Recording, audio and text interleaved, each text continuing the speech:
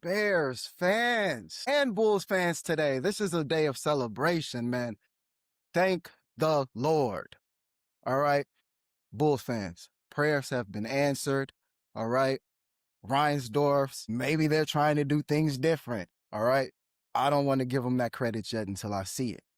But the Bulls have officially, finally fired Arturas Karnisovas, Mark Eversley, AKME, as many may know them, the pairing. Been here since 2020, and they have been terrible. Every signing they have made, not every signing, we'll go through those in a second here, man. But thank y'all for tuning in. Make sure y'all like, subscribe, man. Drop a comment for us down there. I don't even know what to say today, man. This is a day of celebration for Bulls fans. I know I just talked about the whole debacle with the Jaden Ivey stuff and the foolishness behind that, but that's a whole different thing. The Bulls are a terrible run franchise, and they needed to clean house in the front office. All right. Let's go over some of these numbers here. Since the Bulls have had AKME, all right, in charge of this thing. Started out 2020, brought him in. They fired Jim Boylan, brought in Billy Donovan. Now, I think that was a good move. None of us wanted Jim Boylan. Billy Donovan was a little bit questionable, but I think people looked at him as a developer of young talent, right? Can't really say that he's been doing too well of late with that, but that's a whole nother story, right? They came in, first year, 2020. Number 4 overall pick. They brought in Patrick Williams. Now, that was the start of the bad moves, right? None of us knew what the guy was going to be. He didn't play much at Florida State, and he wasn't really the guy there. But they talked about his hands. He's got really big hands. Might be a little Kawhi. It's just so silly kind of looking back on all this stuff now. And then what did they do? Sign Patrick Williams to a $90 million extension after 4 years of him showing us that he really can't score more than 3 to 4 points during a game.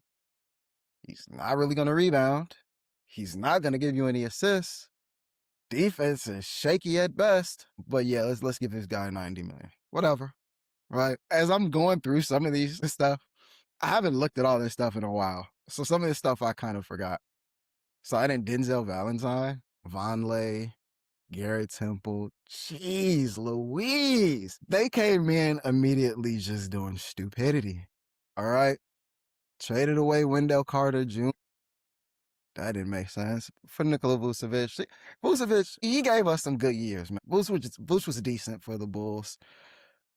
Traded Daniel Gafford for Luke Cornett, or no, traded him away. They got Javonte Green, Tice, and they traded. Man, they did a lot of trading and kind of really cutting salary and trying to make the team how they wanted to be. 21, picked Io in the draft, second round pick. And then guess what?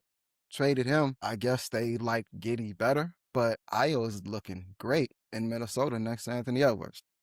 Foolishness. Traded Tice, then signed him. Oh, that was the sign and trade. Okay. So they did a little sign and trade for him. Jeez, all these players, Sadaransky, whatever happened to that guy? Oh, man. And now we're getting into some good things that they did, right? It's not all bad. Brought in Caruso. I think a lot of us like that. I forgot about Markkanen. They traded him away. Jeez. Markkanen has looked really good in Utah when he plays. Bulls, I guess, didn't see the vision, didn't know what they had. Things really didn't start getting good because these are a bunch of just like kind of nothing signings, trades, Tristan Thompson. This was all before. Right. And they got Levine. They re-signed him. And the Levine signing was foolish when it happened. Now, I was one of the Bulls fans that was totally against re-signing Zach Levine. He played no defense. He wasn't consistent even scoring. The only team he really went off against was the Detroit Pistons. That was it. It's like, but the Pistons were terrible then, so it made sense. He gave you no value, right? When he was the only guy, he was the quote-unquote star leader of the team. He didn't do anything. He did a bunch of complaining, whining. He was trash, right? He was exciting, but he was exciting trash. Goran Dragic. The heck? Costa Santakumpo. There's so many signings in here and stuff that I forgot about. Pat Bev was on the team for a minute. Forgot about that. But he did nothing. Signed Kobe White, multi-year deal a couple years ago. Traded him away to Charlotte for him to go off. A bunch of nothing signings or even drafts. Sanogo, Phillips, nothing.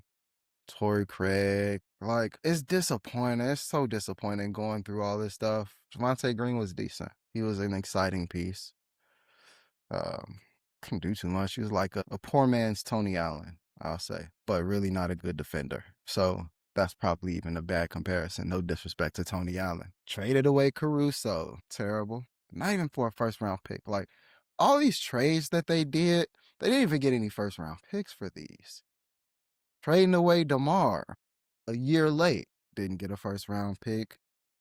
Trading away Zach, a year late, didn't get a first round pick. Man, Io didn't get a first round pick.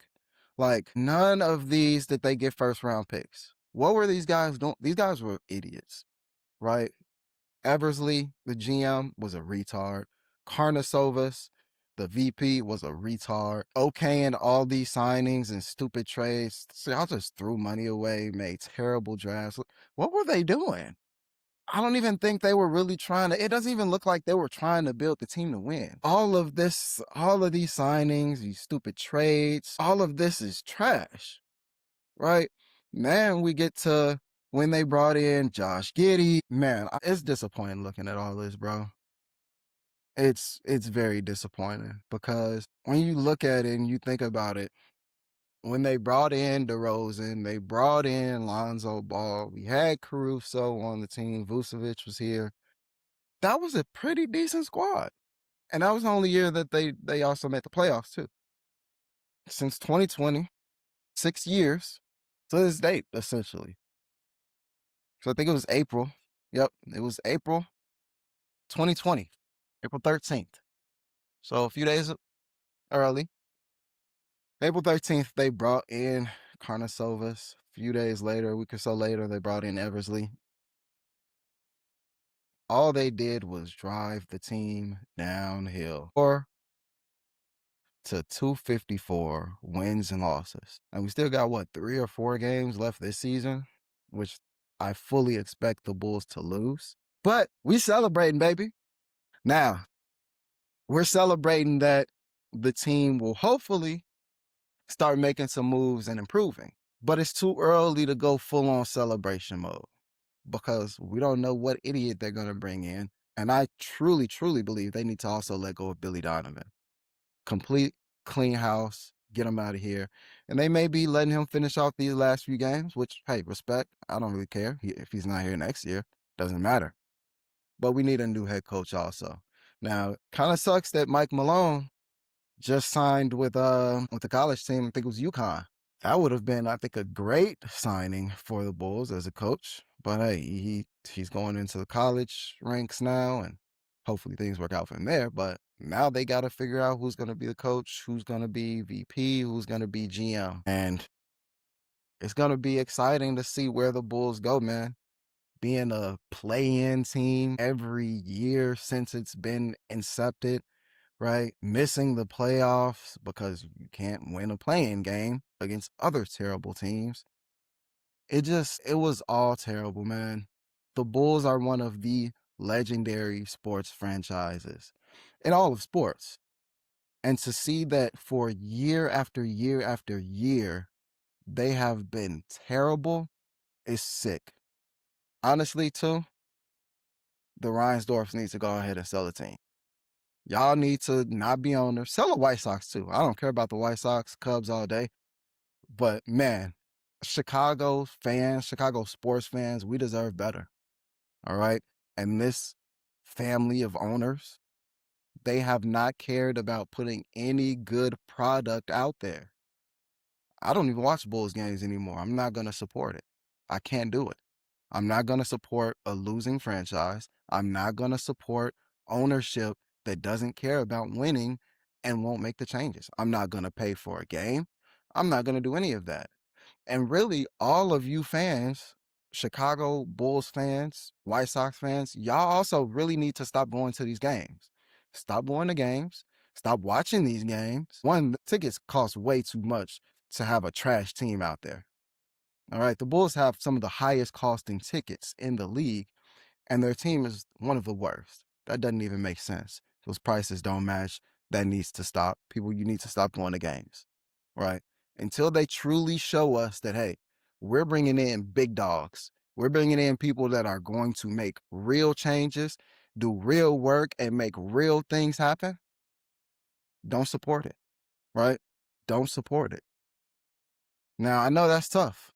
As Bulls fans, as Chicago fans, right? We loyal to our teams. All right. Whether that's the Bears, who were terrible for a while, they give you hope every now and again, but overall, they were not good, consistently not good.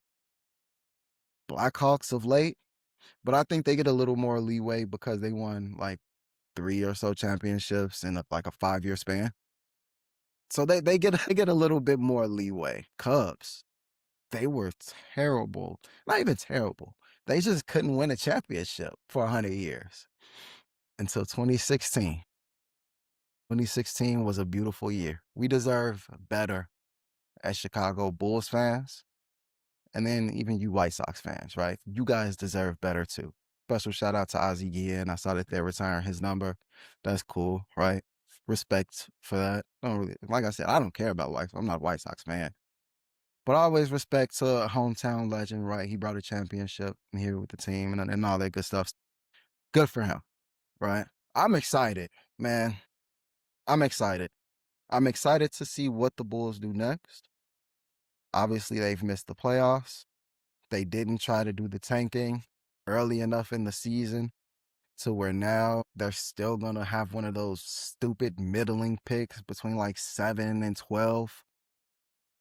So it's going to take a couple years before we really start seeing what can be with this team. Hopefully, the new guys that come in, they go ahead and do the full tank.